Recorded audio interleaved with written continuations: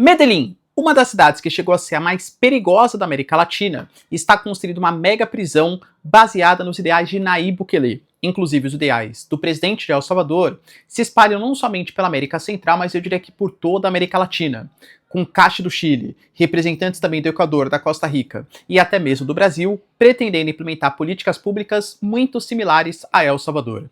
E aí, galera, será que teremos uma bukelização da América Latina em 2026? Se vocês querem entender um pouco mais sobre esses assuntos. E muito mais também sobre geografia, geopolítica, atualidades, política, polêmicas, enfim. Tudo para você se manter sempre bem atualizado. Já se inscreve no canal, deixa seu like e compartilha esse vídeo, que eu, professor Ricardo, conto muito com a sua ajuda. Belezinha? Cara, para quem não sabe, a Nômade, maior e melhor conta internacional do Brasil, que é parceiraça aqui do nosso canal, está oferecendo para você, nesse momento de instabilidade global, questão relacionadas ao dólar, o dólar inclusive a 5,18 e 5,19 é o menor valor dos últimos tempos, eu, Ricardo, gosto sempre de ir diversificando minhas posições.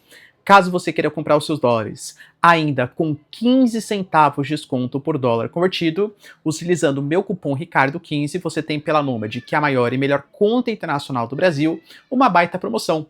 Praticamente a Nômade te pagando para você ter acesso aos seus dólares. Fora que no aplicativo você tem vários outros benefícios, tem a possibilidade de ter acesso ao cartão de crédito da Nômade, que é o Nômade Explore, cartão que eu utilizo, que me dá pontos que não expiram, cashback em dólar, possibilidade de usar a sala VIP da Nômade nas viagens internacionais do Nômade Lounge. Cara, de verdade, é só benefício, tá? Então vou deixar para vocês o link na descrição ou o QR Code na tela, tem acesso à maior e melhor conta internacional do Brasilzão. Tamo junto?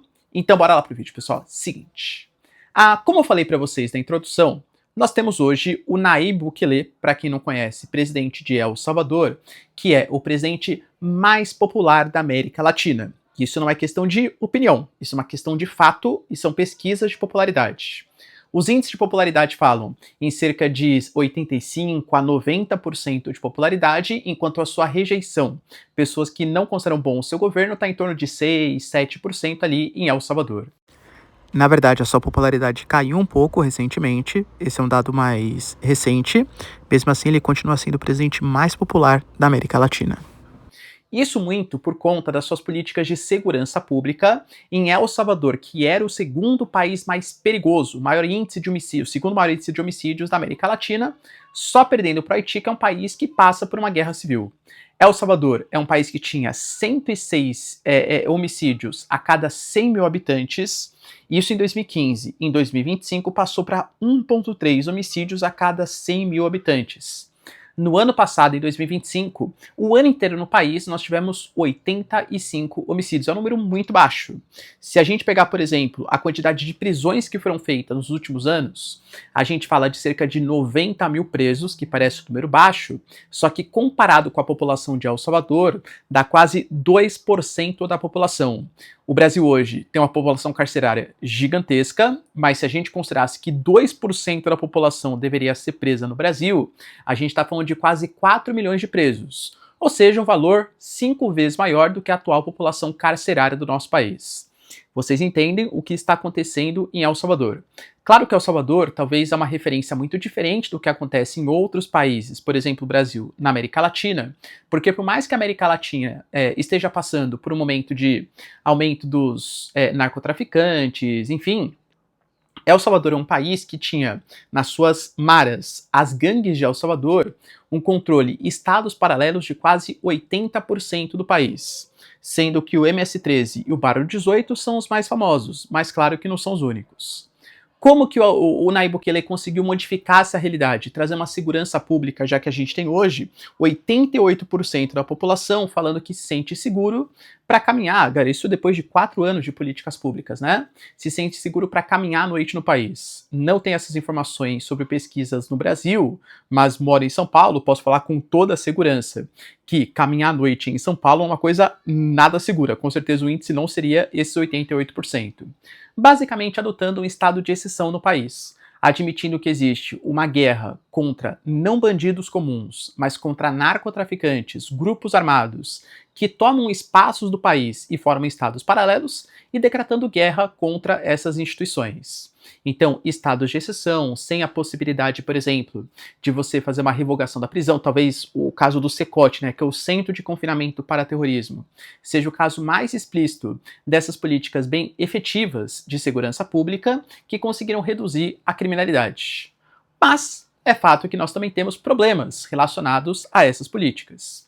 Se por um lado trouxe uma sensação de segurança, nós temos denúncias, por exemplo, de Tor, enfim, né, sabe o que acontece quando machuca as pessoas, não posso falar essas palavras aqui na nossa queridíssima plataforma, mas casos de Tor, enfim, contra quase 500 pessoas, mortes extremamente suspeitas. O Estado não deveria ter prerrogativa de machucar essas pessoas.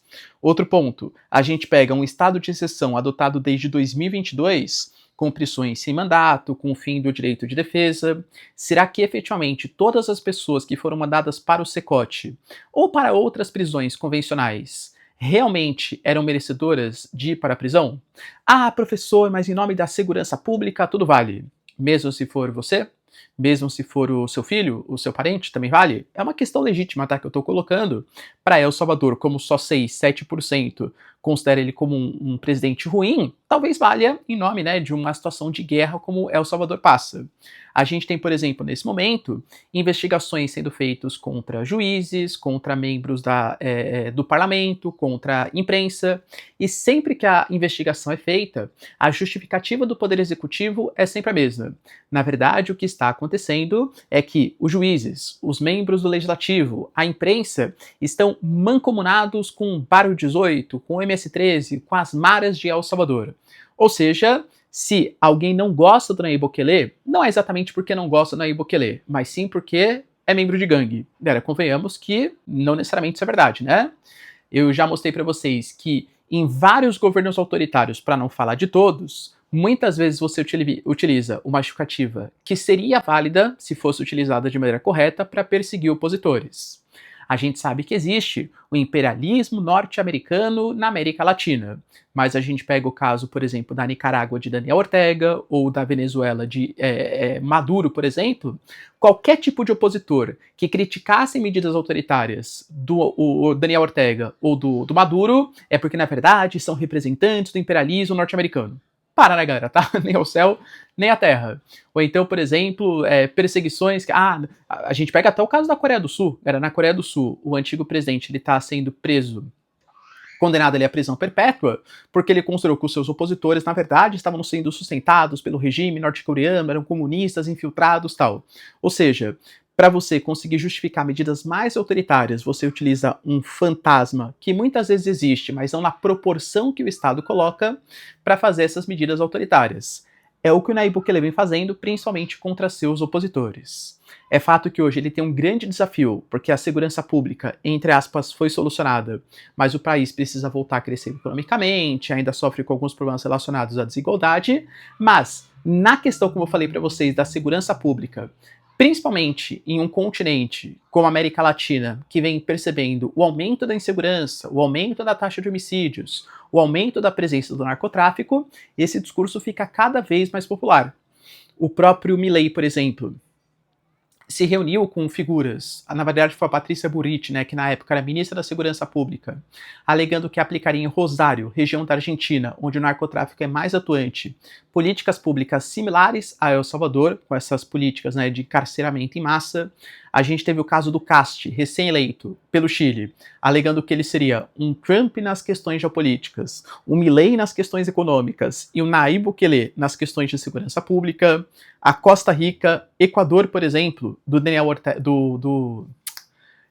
Noboa, perdão, tá? Colocando ali também que vai fazer medidas muito similares, e aliás já vem aplicando essas medidas de repressão maiores, e talvez hoje, lembrando, esse ano, nós temos 2 países que vão passar por processos eleitorais muito importantes, principalmente para essa dicotomia entre direita e esquerda na América Latina. Um é nós, Brasilzão, que a gente já conhece. Outro é a Colômbia. A Colômbia hoje é governada pelo Gustavo Petro, e lembrando que quando a gente fala de esquerda e direita na Colômbia, tem muita ligação não exatamente só com questões ideológicas, mas também com questões de segurança pública, visto que durante muito tempo o pensamento de esquerda se associava na Colômbia ao Exército de Libertação Nacional, se associava ao M-19, se associava às Farc, né, as Forças Armadas Revolucionárias Colombianas.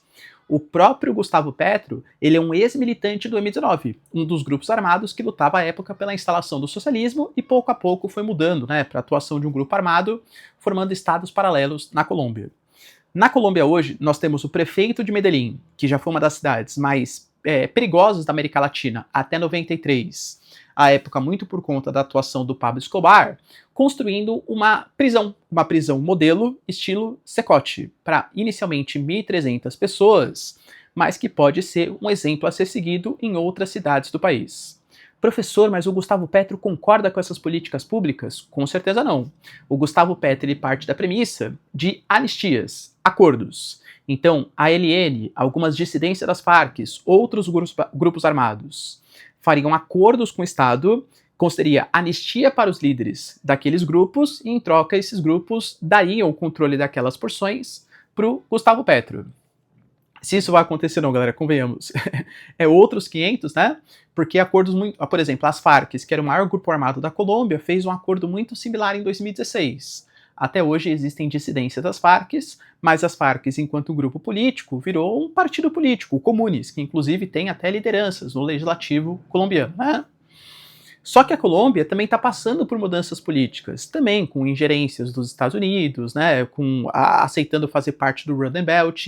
E dentro dessa premissa, nós temos as eleições que hoje contam com 2 candidatos favoritos, que é o Iván Cepeda, que parte muito da premissa do Gustavo Petro, é um senador mais à esquerda, que fala de conseguir fazer uma pacificação na Colômbia, a fuga desses estados paralelos, por meio de acordos com esses estados paralelos. E nós temos também o Abelardo de la Espriella, que fala de construção também de mais megaprisões no estilo Secote, e segundo as suas palavras, 10 andares debaixo da terra e com os presos sendo alimentados com pão e água. Professor, esse discurso existe na Colômbia? Não é só na Colômbia, esse discurso existe no Brasil. Agora, convenhamos, né? Nem acho que vai ter um grande sucesso eleitoral, mas o próprio partido Missão, por exemplo, agora do Renan Santos, tem o discurso de prendeu, matou, né? Ou enfim, né? Eu sei que tem muita gente que gosta muito desse pensamento, né? Do partido Missão. Não acho que tenha chance de ser eleito, mas é um pensamento que tem figuras ali que viajaram também para El Salvador, tomaram como exemplo as políticas públicas do Nayib Bukele. Querendo ou não, ano passado, o Nicolas Ferreira, o Flávio Bolsonaro, o próprio Eduardo Bolsonaro fizeram visitas a El Salvador e alegaram que vão implementar políticas públicas relacionadas à segurança muito similares. Eu sempre falo para vocês que a questão econômica é sempre o fator mais importante para a definição dos resultados eleitorais. Eu diria que nessas eleições, inclusive do Brasil, não é só a segurança a questão econômica, mas também a questão relacionada à segurança pública. Existe um cansaço, né, da população com os atos de violência. Creio eu, galera, que a esquerda não consegue dialogar com a população nas questões relacionadas à segurança pública. E isso faz com que a direita ganhe bastante popularidade.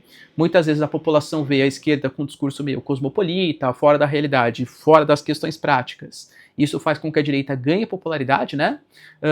Talvez não seja o candidato à presidência, mas figuras como Derrite, por exemplo, que pode ser secretário ou de um governo de São Paulo ou de uma figura federal. A gente tem o Zema também, governador de Minas, que possivelmente vai concorrer, falando de políticas públicas similares a El Salvador.